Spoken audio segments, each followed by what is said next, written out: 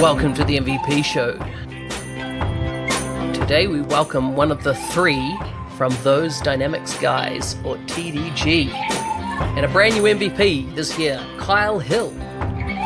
Kyle is currently based in London working for Hitachi Solutions. For full show notes, visit nz365guy.com/67. He's the closest we've gone to the 30-minute marker because he can talk. Let's get on with the show. There's a knife in my heart and a storm in my hand. Hey Kyle, welcome to the MVP Show. Thanks, Mark. Great to be here. Mate, so you're from South Africa, I take it by the accent. Yes, that's it. South Africa, born and bred, and actually moved over to the UK just gone 2 years. So been a little bit of a change, but really enjoying it so far. So, friends, family, tell me a bit about, what's happening on the family front and, what do you do when you're kind of not working? Sure. So, actually, part of the move was to get out of South Africa into a sort of more stable lifestyle, as I'd like to call it. And I came over with my partner, a good South African girl, and we're based in Camden now, so lovely, vibrant part of London. And not married, no kids yet, so trying to stay young for as long as possible. So I keep telling myself. And obviously from South Africa, enjoy the outdoors, play a lot of field hockey. So obviously different to the ice hockey that people keep asking me if it's similar to. We don't get much ice in South Africa. So I do that, and I actually do triathlons. That's one of my sort of fitness interests. And it's quite interesting because you've got to be quite dedicated to the training to actually be successful and do well at that. So it's a goal for me to try and balance how much I enjoy doing sort of dynamics work and the community stuff to actually say, well, you've got to have a balanced life, do some fitness stuff, as well as family with Lisa and whatnot. So that's where it is. So how did you get into triathlons?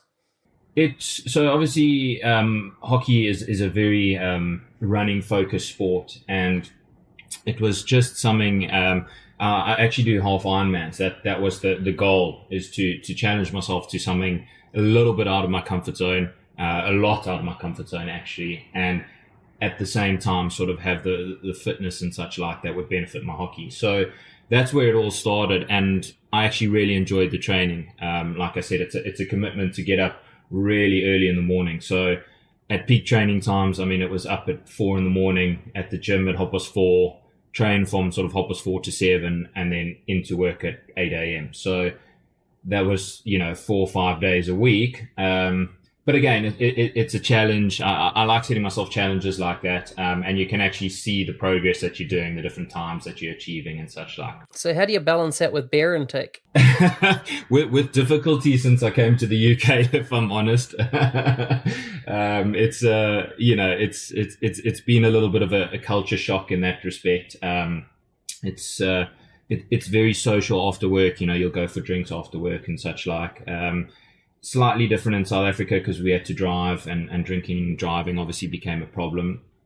So the weather, it's really raining down hard today. That's another sort of challenge that we have, and when it's like that, you don't really want to go out and have a run or go to the gym or anything. So, the beer, the socializing, the community side of it is massively important, but, it's a challenge again, just to balance all of that, and not go too far and get stuck into work, or not enough into work, if that makes sense. So were you working at Carabiner in South Africa when you kind of got into Dynamics? Is that how you got in there? Actually not. So I've been in the Dynamics channel for just about 7 years, and I started my career off, I was a custom.NET and SQL developer at a company called Singular Systems, and at the time, they acquired a dynamics practice called iIntelligence, and I had the opportunity to move into that practice initially as a CRM dev, and kind of then learnt the ropes and all of the functionality, and grew through there to looking after some of the divisions in one of the major financial institutions that we were doing work with. So that was it was one of those projects where it's what you make of it. So I spent a lot of long hours and long evenings just learning about what Dynamics can and can't do. So, the old I started in 2011, CRM 2011 on-prem, so you could really get away with a lot and quite severely break the system if you didn't know what you were doing. So great place to learn. And I progressed from there. I then moved on to a company called MX. So I was at Singular Systems for about 2.5 years. I spent a year with MX running some teams, just again delivering projects, and that was again more of a delivery role. And after that, I then moved on to Carabiner in what they termed an SSP role, so similar to the Microsoft roles, and that's where my sort of pre-sales journey began. I've got a passion for sort of technology and innovation, and knowing what else is out there. So not just Dynamics, a lot of the Azure stuff. Particular interest of mine is IoT, but I'll do bots. I'll do, all sorts of different technologies that you can throw at me. I love embracing those and seeing how they can complement. So that was the role that fitted really well with me. And where I kind of fell in love with pre-sales, obviously the client interactions, hearing about all of their different challenges that they face in the organizations, and proposing these solutions as to how we could help them overcome that. And during that time, I was on conference at Extreme CRM in those days in Warsaw in Poland. Great conference. It's now part of Dynamics Communities, and the next one's actually coming up in Amsterdam. So anyone listening, if you've got a chance to go to that, I highly recommend it. But while I was there, I actually bumped into another South African who was working at Hitachi Solutions, and we started chatting and just got on really well over the course of the conference. And that's kind of when the decision said, okay, well, let's have a look into the UK and potentially making a move there for the job. And yeah, lo and behold, it all ended up happening, and I've been at Hitachi Solutions now in the pre-sales team for 2 years as of 1st of December. So wow. And so did you spend any time as a FTE at Microsoft in South Africa? I didn't. So I hold a P-seller. It's just a recognition that you can actually go and engage with on behalf of Microsoft as though you're an FTE. It's interesting because people ask, have you spent time at the mothership being Microsoft? And to be honest, I quite enjoy being partner side. We drink the Kool-Aid, but we don't have to swear by it. So we are allowed to have some opinions on the negative side if that's the case. And I think being able to express those, South Africans, we say it as it is, and that's fitted really well with me so far. In New Zealand, P stands for methamphetamine. And I'm not going to ask how you know that, but and so no, because like when I was in Australia, I was a P seller as well, and because it was coming out at that time, this new role, the P seller. Before that, I'd been in what was called a VTSP role and a VSSP role, and that was fine. But the minute the word P seller came out, everyone in New Zealand was like, "What the? Like, are you serious?" Microsoft, brave to put that on your LinkedIn. Microsoft have now got a bunch of P sellers on the books. It was like, yeah, classic. So interesting. Okay, so that brings us to the UK across that journey. Is it coincidence that at least two of you that I know of in the those Dynamics guys are South Africans? Is William also one? He's actually from the UK. He's the odd one out. He's the one that wears the skirt and the new logo for those Dynamics guys. Quite an interesting story though, because Chris, the other member, was also from Carabiner in South Africa, and we actually never crossed paths until we joined Hitachi. So he also had the SSP role at Carabiner, and then somebody else filled the role after him, and then I filled the role after that person. So we kind of missed each other, had never spoken until I met some of the Hitachi guys on that Extreme conference, and then we connected from there. So Yeah, it's strange, and the community is small.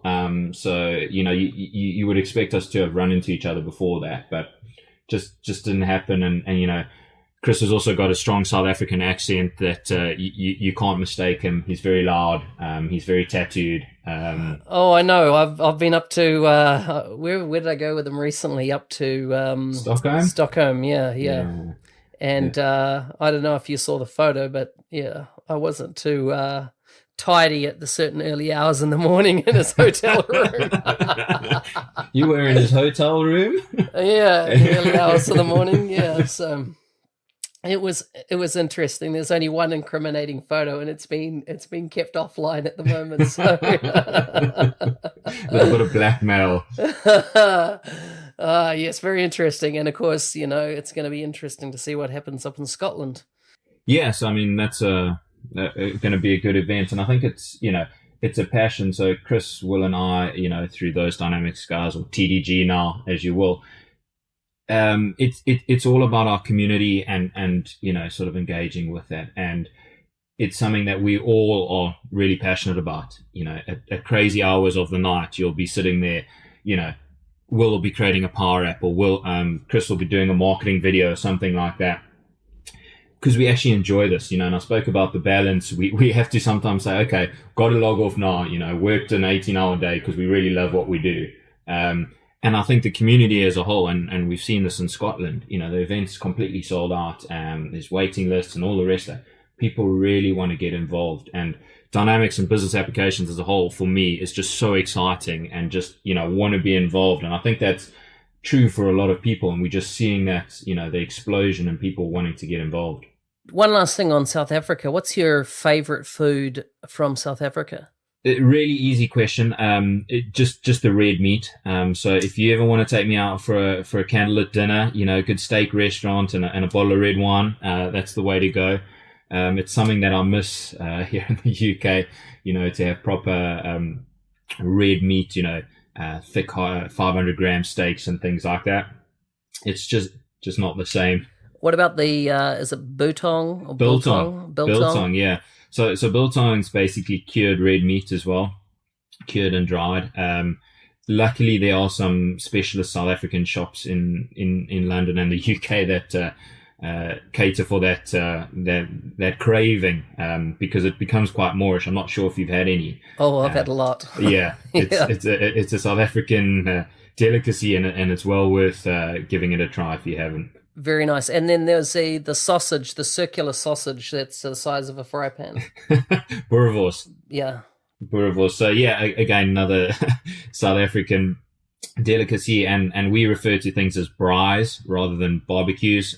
So that's a flame fire, and you cook your boerewors, basically a long sausage on the braai like that, and quite a traditional South African dish. Yeah, as you can imagine, a lot of people that left South Africa ended up either in Australia or New Zealand as well. So you're familiar with the braai? Yeah, definitely. Had it at work lunch, when everyone's kind of contributed to a work lunch and things like that earlier in my career. This would have been like over 15 years ago that type of thing was being brought along by the South Africans for our barbecue on Friday and stuff. So very nice. Yeah, it's an interesting concept, because a braai actually starts at about 12 o'clock, and it's more about the drinking until about 6 o'clock. And then you suddenly realize we're actually here for a braai, and we might need to light the fire. And you get food on by about 8 o'clock. And by that stage, whether it's burnt, or undercooked, it doesn't really matter, and very social. And I think that's the whole thing is it's very social and just having a good time. So sounds amazing. Tell me, what have you done in the area of mixed reality? Great question. I was actually just yesterday, I had the privilege of being at the Kingdom Street office of Microsoft here in London, and they've got on the 7th floor, they've got a whole floor dedicated to their HoloLens team and sort of mixed reality and virtual reality. So again, one of the innovative solutions coming out of Microsoft that I enjoy looking at, and it's very much focused around the remote assist solution. So what that means is that for our field service staff out in the field, if they're having an issue with the work order that they're working on, something's not going the way they need, and they've got to get in contact with an expert, they can use this remote assist solution through a HoloLens, typically connect with an expert anywhere in the world and basically resolve that problem in real time. And it's really fantastic. Some of the demos that have been done at the major Microsoft conferences highlight that. We're going to be putting out some content as well, just on what that looks like, because it isn't smoke and mirrors. Have you seen the demo with the four-wheeler motorbike and changing the light on it? Yes, I have. I think that one was at the BizApp Summit. Yeah, hashtag how much technology does it take to change a light bulb? Yeah, true. Right? That's Honestly, absolutely true. just quietly, like in marketing, whoever came up with that's a poor use case Bulb, yeah. of how much technology to change a light bulb. Come on, and like if a technician, you'd buy a $5,000 headset to change a light bulb, come on. As in, where's the oil rig example? Where's the, being on a wind turbine farm in a remote location, or out at sea even with an issue that engineer can't fix and somebody remotely has to do it? Or, in the outback of Australia, the cost to fly an engineer in would be cost prohibitive. There's your use cases for it. Or, even a ship at sea that has a fault on board that only can be fixed by the manufacturer. There's your use cases for it. And I just think that I'd love to see such, I think that is the expansive thinking, or the big opportunity of kind of all these kind of remote scenarios. It's coming from South Africa, about mining, right? And in WA and Australia, West Australia, it was a massively big deal. And the use cases for it around even, going into a mine site and knowing where the danger zones were by that headset being on, because not necessarily safety barriers or whatever had been put in. It could have been just a new blast area. This whole, there could be no oxygen there. There could be a whole different use case scenarios that I think, mate, could be lit up and really expanded on. So what are you doing in the space? Kind of like, what are you looking, and you don't need to name names, but have you got customers really with use cases, whether it be in, building construction, etc., that are kind of conceptually using it? Yeah. So there's just two things I want to highlight there. And I think one of the challenges we have at the moment is it's a bit cost prohibitive. And that's not only on the HoloLens device and or other devices, but also on the sort of bandwidth required to support them. So as in energy consumption, as in battery consumption, and or internet, or internet primarily. Yeah. If you're going to start video streaming things backwards and forwards in the outback, or for sat phone or something like that, it's going to be a challenge. So I think, watch the space for new. I think there's a new HoloLens version coming out 2019. I wouldn't be surprised to see that. And at the same time, when you couple that up with 5G, connectivity should be much better. So once that sort of, to use the Microsoft term, democratized and becomes a bit more commonplace to have these devices, I think we will see the use cases explode. But where we're seeing a big push at the moment is all around manufacturing. And it's not only manufacturing, it's then operation of. So if you're manufacturing a machine, a part, or anything like that, you can do all sorts of sort of remote inspections, make sure the production lines are up to speed.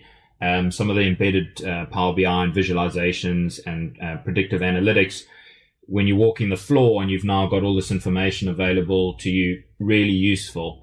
And furthermore, you can then, once the devices, the manufactured devices, whatever they are, out in the field, like you were saying again, that the use case really makes sense when on an oil rig, and you don't have an expert to hand, and you don't want to chopper one out to where you are, connect them in. So that's the scale as well helps there, where if you've got one HoloLens on an oil rig, and you can connect to 6 or 7 different specialized engineers, the ROI on that is kind of self-explanatory. Whereas if you're just a one-man operation connecting to another person, it becomes quite costly. What $5,000 is it for the commercial? Round about £5,000, £5,000 for a commercial HoloLens unit.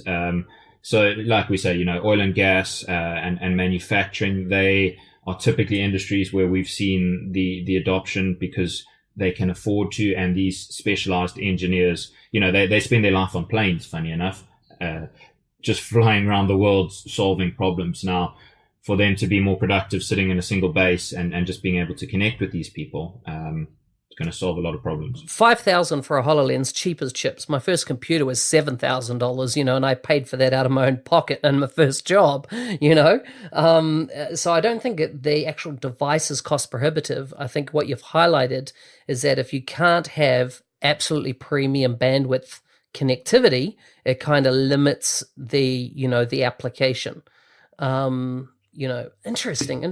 I saw a news article last week come out that the Department of Defense in the US is actually considering buying 100,000 HoloLenses. So I thought they bought them. There was something I wasn't sure if it was confirmed, but yeah, they $600 million deal or something like that. So yeah. I mean, it shows that the adoption and the use cases are definitely there, and that the hardware is secured and is going to work in those sort of scenarios. So the next version, as more people get involved in this and it becomes cheaper and the units become, better battery life, better signal, all the rest of that, I think we're going to see a big shift, and to draw into what that may look like. There's lots of new dynamic stuff coming. The channel integration framework is what I'm thinking about, where it's just going to become simpler and simpler just to connect with people and collaborate with them all around the world. And Dynamics and the business applications platform is going to be at the core of that. So again, I get very excited and passionate about this, and that's the reason why. I was just watching some Amazon series recently, and I can't think of it. It might have been called, is it Jack Ryan? And in it, there's a lot of remote killing going on via drones and stuff. And we're just talking about that army situation there, right? I can just imagine, some of the if you like, keeping your hands clean in a battle.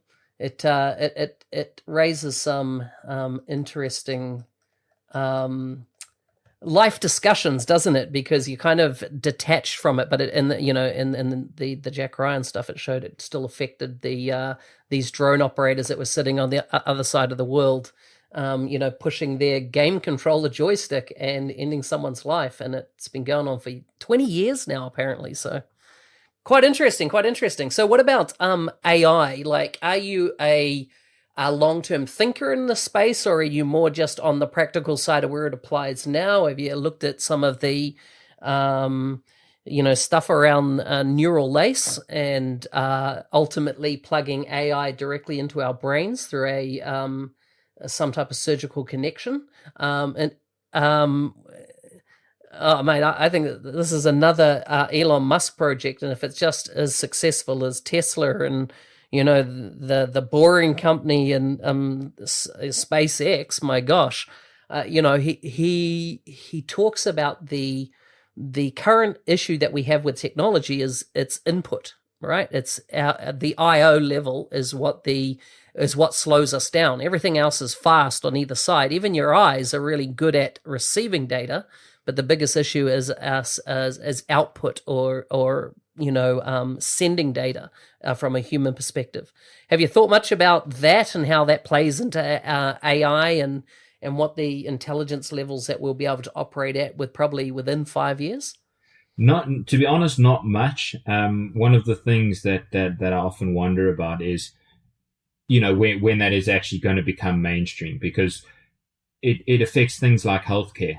Obviously our body is the thing that becomes frail. So if you start replacing sort of the living organs and elements and such like with manufactured ones to a degree, what does that do in terms of humans? Obviously we'll become a little bit unrecognizable and Terminator style, but it will enable us to live longer. And it's a really interesting discussion, because it then branches into, okay, if people are living longer, is the planet going to support us? Or, the guys wanting to go to Mars, it now becomes easier because they're more resistant to the conditions. To be honest, I'm one of those people where life for me at the moment is quite good. So I'm just going to crack on and do that. And if somebody wants to do all of these things, I'm pretty sure it'll happen in our lifetime. Yeah. I say but bring it's it on. I'm looking forward to it. Terminator Mark. I want a total digital equivalent of me. I want to take all the data that I have, which is about 10 plus years of data that I've stored on on everything I've done, and I want to turn that into feed that into an AI machine, and then that become my kind of guide and assistant based on past data. I think that sounds like a challenge to the listeners, Mark. Be careful what you wish for, because you might just get a bot out there that says, "Hey, I'm Mark Smith." Awesome. Bring it on. It couldn't happen too soon. Hey, listen, we've already cracked through a bit of time. I'm just going to ask you some random quick fire questions.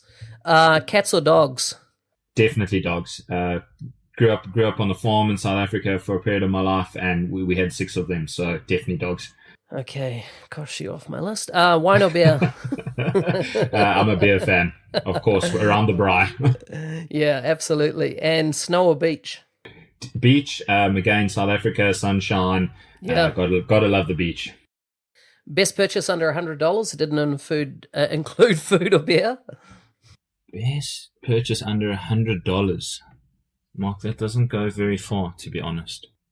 I'm going to come back to that one. Okay, what's your best bit of tech that you have? Best bit of tech that I have? Probably my Surface Book.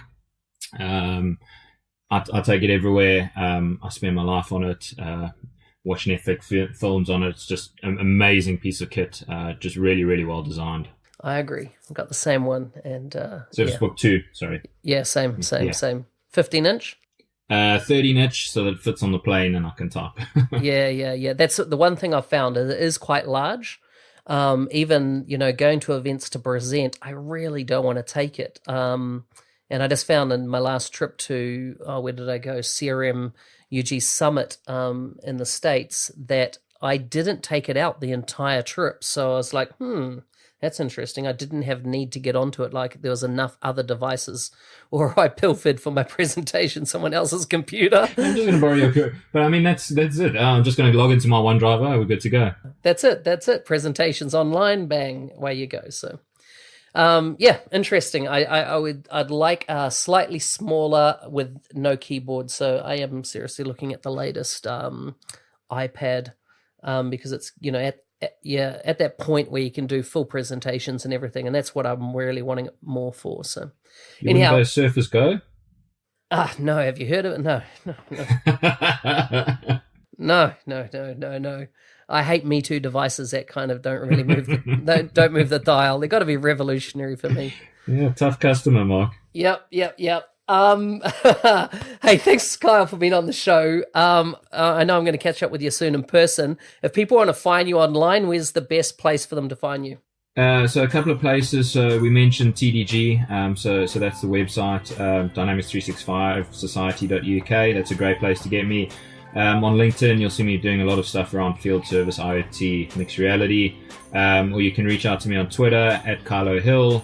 Or a lot of the events, like we mentioned, the Amsterdam ones that are coming up, Dynamics 365 Saturday Scotland will be there. The events, I can't praise them highly enough. The people they put a lot of effort into getting great people in and getting the community together, and just socializing, meeting people that share your interests. That's one of my favorite things about the job.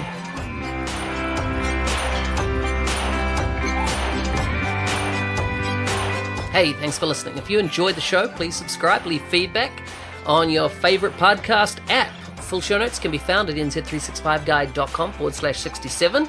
See you at the same time next week.